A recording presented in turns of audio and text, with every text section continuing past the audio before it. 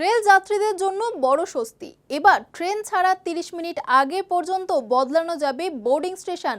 পাশাপাশি টিকিট বাতিল, চার্ট প্রস্তুতি ও তৎকাল বুকিংয়েও নতুন নিয়ম আনলো ভারতীয় রেল, যার ফলে সহজ হবে ভ্রমণ পরিকল্পনা। রেল মন্ত্রকের তরফ থেকে যাত্রীদের জন্য এবার স্বস্তির খবর ঘোষণা করা হলো।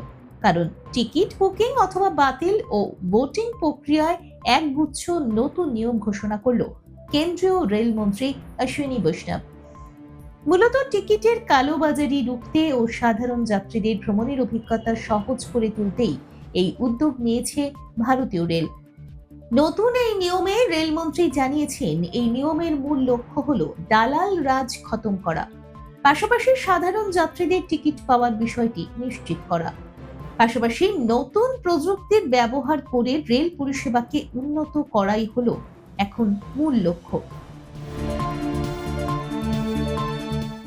এ বিষয়ে মঙ্গলবার রেল মন্ত্রকের পক্ষ থেকে জানানো হয়েছে, এখন থেকে বাতিলের সময়সীমা ও রিজার্ভেশন চার্ট তৈরির নিয়মে বড় পরিবর্তন আনা হয়েছে। যেখানে ট্রেন ছাড়ার 48 বা 12 ও 4 ঘন্টা আগে টিকিট বাতিলের নিয়ম ছিল, তার পরিবর্তন করে এখন 72, 24 ও 8 ঘন্টা করা হয়েছে।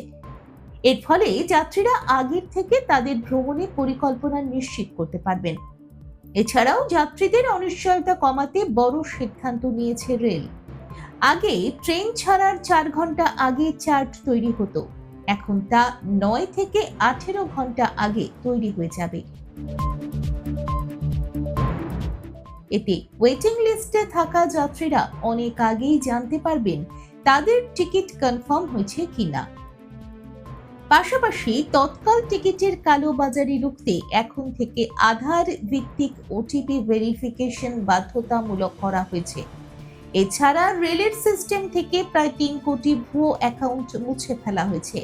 এরপর যাত্রীদের সুবিধার্থে বোর্ডিং স্টেশন পরিবর্তনের নিয়ম আরও সহজ করা হয়েছে।